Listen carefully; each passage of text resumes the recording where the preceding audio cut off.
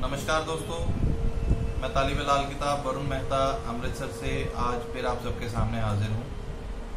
Video को शुरू करने से पहले आप सबसे रिक्वेस्ट है कि अगर आप लोगों को मेरे वीडियोस पसंद आते हैं तो इन वीडियोस को लाइक, सब्सक्राइब और कमेंट जरूर करते रहें और बेल आइकन को जरूर प्रेस करें और उसकी जो नोटिफिकेशंस हैं उनको ऑल पर सेट करें।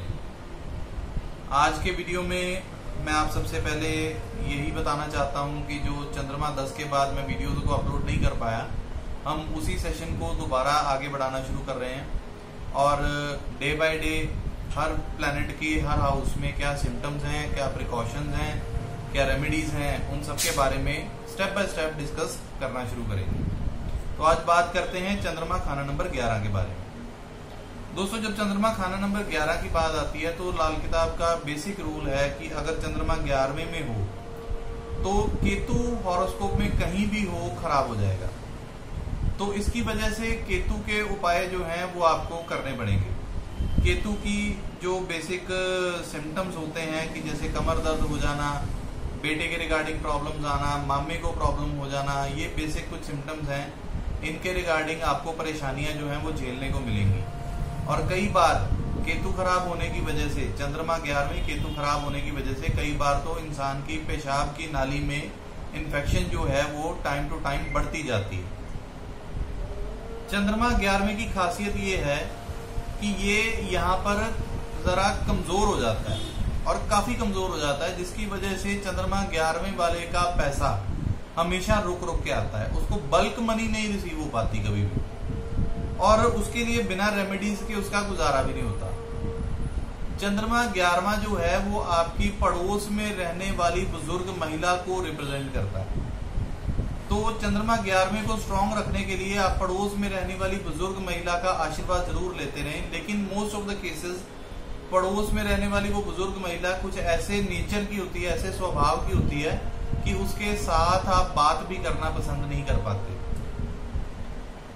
उसके बाद नेक्स्ट सिम्टम ये है कि चंद्रमा 11वें में शनि की तासीर का हो जाता है और शनि और बृहस्पति के घर में बैठा होता है। तो वहां पे इंसान कई बार ईमानदारी से और कई बार चालाकी से पैसा कमाने की कोशिश करता है, लेकिन उसको सजेस्ट यही किया जाता है कि भैया ईमानदारी से काम करो और चालाकियां इस्तेमाल करने से पैसा और ज्यादा रुक जाता है और कई बार इंसान को इंटरेस्ट भरना पड़ता है, पैसे का कर्जा भी आ जाता है चालाकी इस्तेमाल करने की वजह से और उल्टा ब्याज पे पैसे जो हैं वो फंस जाते हैं या इंसान को उस कर्जे को उतारने के लिए कई बार ब्याज पे पैसे उठाने पड़ते हैं और वो ब्याज पे ब्याज चढ़ता जाता है।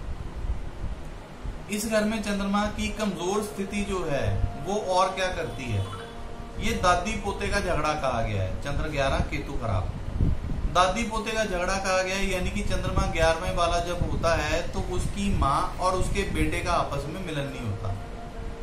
तो वो क्या किया जाए कि ऐसा खराबी ना हो, या तो दादी होगी या पोता होगा, दादी पोते का झगड़ा भी कहा गया।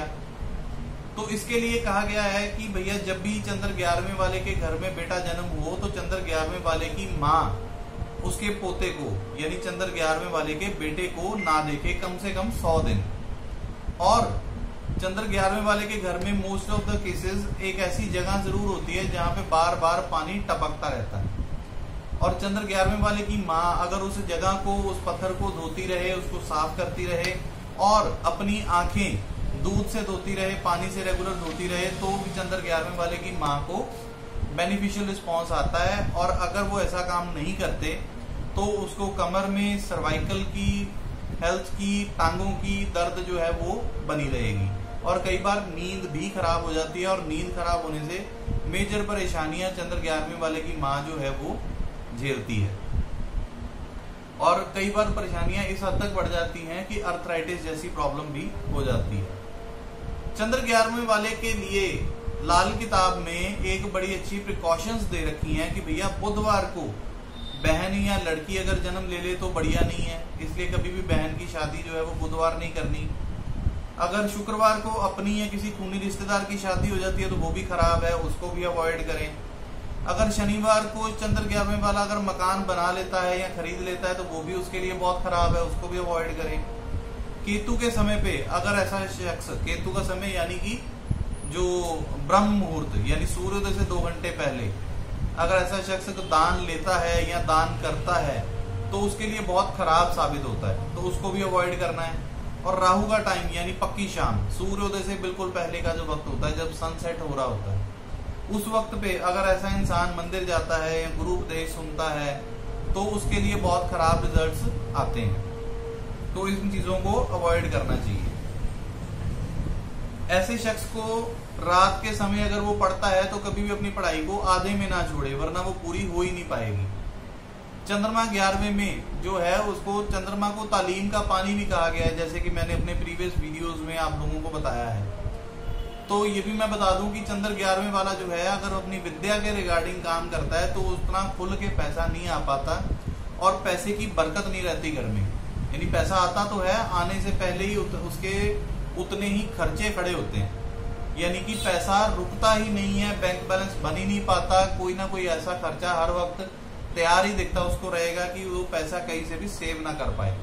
तो उसके लिए कुछ रेमेडीज मैं आपको सजेस्ट करता हूँ कि आप किसी भी धर्म स्थान में दूध जरूर देते रहें, और दूध इतना हो कि आपकी बॉडी वेट का 10th पार्ट। बाकी केस टू केस ये चीजें जो हैं वो डिफर करती हैं। भैरव जी के मंदिर में भैरव की मूर्ति को दूध पिलाना चंद्रमा 11वें वाले के लिए बहुत बेनिफिशियल है। खोए के पेड़े, खोया कितना आपकी बॉडी के वजन का 10वां हिस्सा, उसके 121 पेड़े बना के अगर वो कुत्तों को दिए जाते हैं या जल प्रवाह किए जाते हैं तो ये बहुत ही बेनिफिशियल रिस्पांस देते हैं, स्पेशली दादी पोते के झगड़े में उस केस में। बाकी मैं आपको फिर भी मैं हर बार यही बात कहता हूं कि चार्ट टू चार्ट रेमेडीज जो हैं वो डिफर कर जाती हैं, इसलिए कभी भी अपने चार्ट के बिना एनालिसिस किए कोई भी रेमेडीज ना करें। लेकिन चंद्रमा 11वें के लिए एक बेसिक बेस्ट रेमेडी है चांदी के बर्तनों का इस्तेमाल करो। चांदी के गिलास में दूध पिए, पानी पिए, चाय पिए, कुछ भी हो, चांदी का गिलास जितना ज्यादा आप इस्तेमाल करोगे आपके लिए उतना बेनिफिशियल होगा। तो आज के वीडियो में इतना ही। अगले वीडियो में चंद्रमा 12 को लेकर हम आपके सामने बहुत जल्दी हाजिर होंगे। तब तक के लिए आप सबसे मैं विदा चाहता हूँ। आज के सेशन को खत्म करते हैं। धन्यवाद।